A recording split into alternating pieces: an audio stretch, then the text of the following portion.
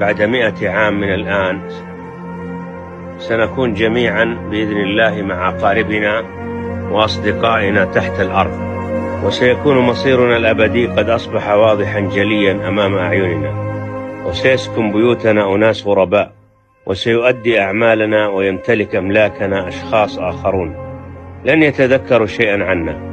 فمن فينا الآن يخطر بباله أبو جده؟ سنكون مجرد سطر في ذاكرة بعض الناس، أسماؤنا وأشكالنا سيطويها النسيان. فلماذا نطيل التفكير بنظرة الناس إلينا وبمستقبل أملاكنا وبيوتنا وأهلنا؟ كل هذا ليس له جدوى أو نفع بعد 100 عام. إن وجودنا ليس سوى ومضة في عمر الكون ستطوى تنقضي في طرفة عين، وسيأتي بعدنا عشرات الأجيال، كل جيل يودع الدنيا على عجل ويسلم الراية للجيل التالي قبل أن يحقق ربع أحلامه.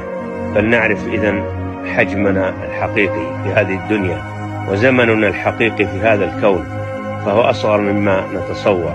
هناك بعد 100 عام وسط الظلام والسكون سندرك كم كانت الدنيا تافهة، كم كانت أحلامنا بالاستزادة منها سخيفة، وسنتمنى لو أمضينا أعمارنا كلها في عزائم الأمور